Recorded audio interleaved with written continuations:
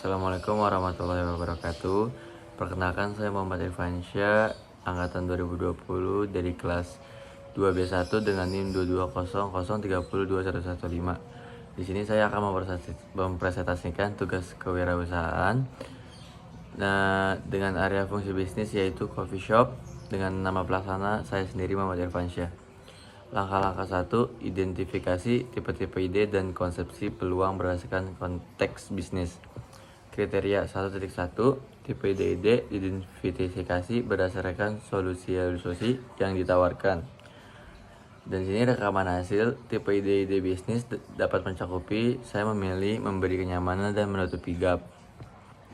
1.2, konsep peluang dan aspek esensial atau prinsip-prinsip peluang diidentifikasi untuk menarik peluang bisnis.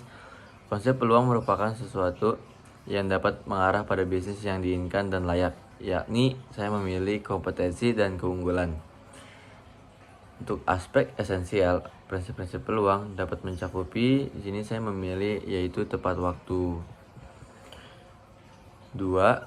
Mengidentifikasi peluang berdasarkan pendekatan wirausaha. 2.1, tren diamati untuk mengidentifikasi gap peluang bisnis dan ide-ide baru. Tren lingkungan strategis, saya di sini memilih kekuatan ekonomi. Kenapa? Karena tingkat ekonomi, level pendapatan atau pola pengeluaran konsumen itu lebih bagus. Yang kedua yaitu kekuatan sosial. Karena kecenderungan sosial budaya, perubahan demografi, apa yang diberikan orang itu akan cenderung lebih maju dengan kekuatan sosial ini. Dan yang ketiga, kemajuan teknologi baru, tuntutan teknologi baru, pengguna baru, dan teknologi lama. 2.2, masalah suatu sektor atau bidang identifikasi yang dapat menjadi peluang bisnis. Di sini saya memilih kebijakan dan peraturan yang berlaku dalam lingkup negara dan daerah. 2.3, kesenjangan suatu produk atau jasa, identifikasi sesuai dengan konteks pasar. Kesenjangan suatu produk atau jasa, saya memilih kesenjangan akses. Dan poin ketiga, mengidentifikasi karakteristik personel wirausaha. 3.1, pengalaman industri sebelumnya. Pengalaman industri dapat memberi keuntungan produktivitas. Di sini saya memilih pengalaman mengatasi masalah dan memiliki jejaring yang lebih luas. 3.2, faktor kognitif diidentifikasi berdasarkan kualitas personil. Faktor kognitif dapat memberi keuntungan. Di sini saya memilih sensitif terhadap peluang. 3.3, jaringan sosial diidentifikasi berdasarkan pengalaman dalam jejaring sosial. Di sini untuk jejaring sosial saya memilih dapat memberi keuntungan, yaitu adalah hubungan yang kuat. Dan 3.4, langkah-langkah kreativitas. Langkah-langkah untuk membangun ide kreatif atau mencakupi, yaitu saya memilih persiapan. Karena dengan tidak ada persiapan, semua tidak akan ada langkah-langkah. Poin 4, membangun ide-ide bisnis. 4.1, brainstorming dikembangkan sesuai dengan aturan sesi. Di sini saya memilih aturan sesi brainstorming dapat mencakupi yaitu fireholing. Yang bisa dijelaskan yaitu yang merupakan ekspresi bebas dari ide-ide bebas dan peraturan atau pembatasan yang dianjurkan. Semakin banyak ide, semakin baik. Ide gila atau aneh pun bisa mengarah pada kesan bagus atau solusi untuk masalah. 4.2, dilakukan sesuai dengan kaidah-kaidah FGD. Kaidah-kaidah focus group, saya memilih membantu menghasilkan ide-ide. 4.3, library and internet research, saya lebih memilih sosial media dan blogs. Dan untuk poin 4.4, ide-ide bisnis produk jasa, identifikasi untuk dapat dikembangkan. Untuk area fungsi atau bidang, di sini untuk coffee shop sendiri menyusun konsep desain kekinian yang cocok untuk segala usia. Dengan elemen kayu yang terdapat pada meja dan kursi akan menonjolkan kesan natural. Coffee shop dapat memberikan manfaat seperti nongkrong, relax, ngerjain tugas kantor atau tugas kampus sekalipun, itu pun bisa. Dan coffee shop sudah terjamin kebersihannya dan kehalalan makanan dan untuk minumannya tersendiri.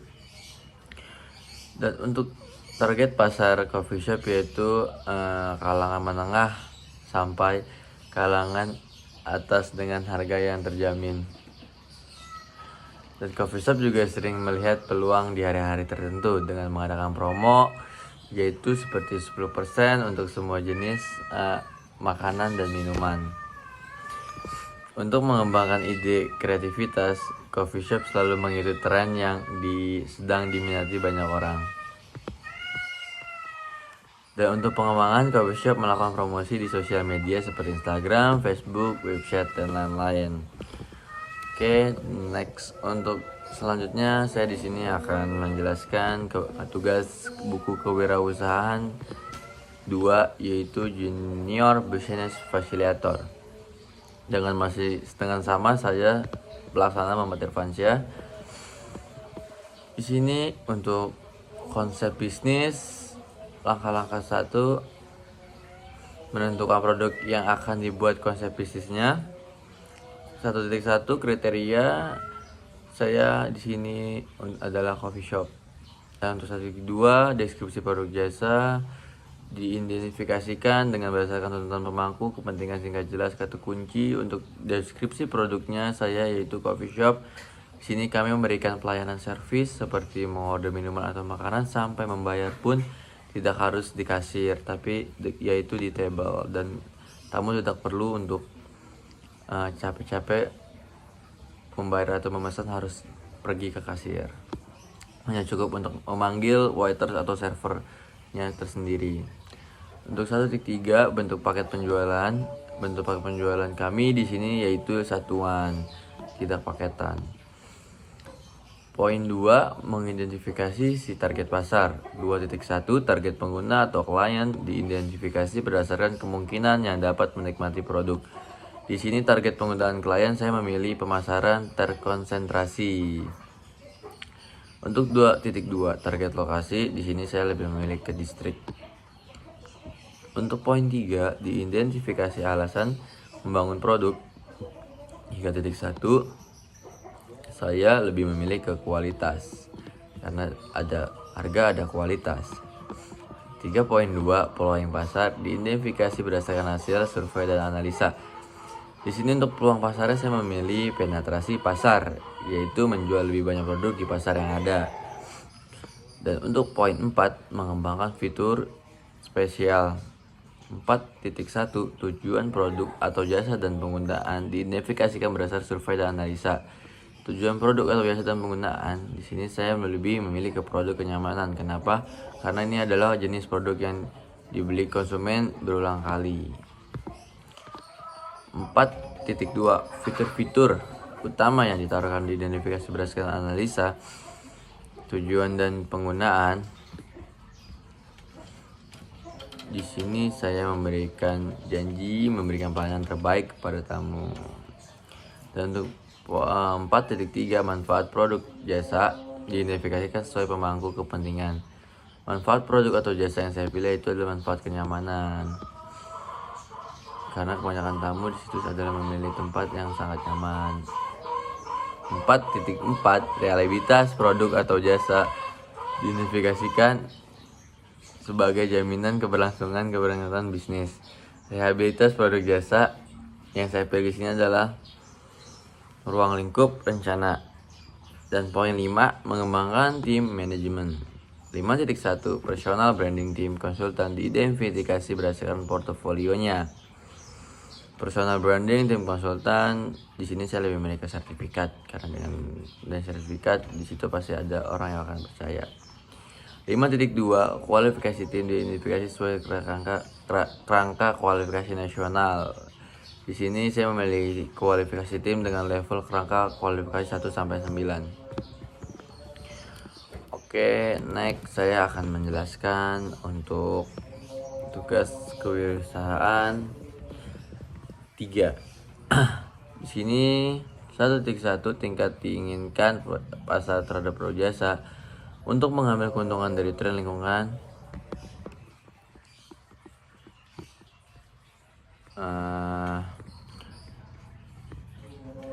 saya memilih ke posisi sedang dengan nilai 0. Dan untuk menyelesaikan masalahnya, saya memilih ke potensi rendah dengan min 1. Dan untuk mengatasi kesenjangan yang tidak terisi di pasar, saya memilih potensi tertinggi yaitu poin 1. Untuk ketepatan waktu masuk ke pasar, saya sama memilih potensi tertinggi yaitu poin 1. Dan untuk luasnya gagasan menambahkan nilai bagi pembeli atau pengguna, saya memilih potensi tinggi 1. Sejumlah mana yang pelanggan puas dengan produk pesaing yang sudah tersedia. Di sini saya memilih potensi sedang dengan poin 0. Dan sejauh mana tersebut mewajibkan pelanggan untuk mengubah praktik dasar atau perilaku mereka. Di sini saya memilih potensi terendah yaitu min 1. Dan untuk masuk ke poin 1.2, permintaan produk atau jasa di survei langsung atau online. Di sini seberapa besar kemungkinan pasar akan membeli produk atau layanan yang ditawarkan, yaitu adalah potensi sedang dengan poin 0. Dan bagaimana mereka bersedia membayar untuk produk atau layanan. Di sini saya memberi poin potensi tertinggi yaitu poin 1. Dan di mana mereka dapat menemukan produk atau layanan itu untuk dijual. Di sini saya memilih potensi sedang dengan poin 0. Untuk poin 2, kelayakan target industri. Di sini saya untuk 2.1-nya daya tarik industri, saya untuk jumlah kompetitor saya memilih banyak yaitu potensi terendah dengan min 1. Untuk tahap siklus hidup industri, saya lebih memilih ke fase tumbuh cepat dengan potensi tinggi poin 1. Dan untuk tingkat pertumbuhan industri bidang ini, saya lebih memilih ke pertumbuhan sedang dengan poin 0. Dan pentingnya produk dan atau lainnya industri kepada pelanggan. Di sini saya memiliki potensi tertinggi dengan poin 1. Dan margin operasi industri di sini saya memilih sedang dengan poin 0. Untuk 2.2, daya tarik target pasar, saya mengidentifikasi target pasar untuk usaha baru yang diusulkan yaitu potensi sedang dengan mungkin dapat diidentifikasi dengan poin 0. Untuk kemampuan untuk menciptakan penghalang untuk masuk bagi pesaing potensinya, saya memilih potensi tertinggi yaitu dapat menciptakan. Dan untuk daya beli pelanggan sama, saya memilih untuk potensi tertinggi. Dan untuk kemudahan membuat pelanggan sadar akan produk atau layanan baru, saya lebih memilih ke potensi sedang dengan poin 0. Dan poin 3, analisa kelayakan organisasi. Di sini untuk 3.1, kecakapan proses manajemen. Pendiri atau pengalaman sendiri dalam industri, saya di sini memilih ke pengalaman yaitu potensi tertinggi dengan poin 1. Dan untuk pendiri atau keterampilan pendiri berkaitan dengan produk atau jasa baru yang diusulkan, saya lebih memilih ke potensi tertinggi yaitu terampil.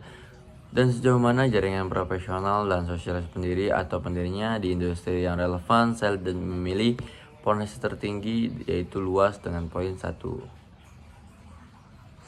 Untuk kemungkinan tim bisa disatukan untuk memulai dan menumbuhkan usaha baru, saya memilih potensi sedang yaitu mungkin. Dan poin 3.2, kecukupan sumber daya karyawan dengan kompetensi spesifik, saya memilih potensi tinggi yaitu poin 1. Dan untuk perlindungan properti intelektual pada aspek kunci bisnis tidak berlaku pada saat pemula, saya memilih potensi sedang. 4.1,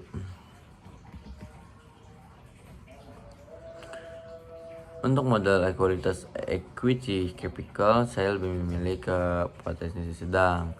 Dan untuk modal utang, saya lebih memilih ke potensi tertinggi, modal khusus potensi tinggi. Dan 4.2, kinerja keuangan bisnis, saya untuk karakteristik ekonomi industri memilih potensi sedang. Stabilitas dan risiko saat ini memiliki potensi yang terendah. Dan untuk nilai perusahaan, saya memilih potensi tertinggi.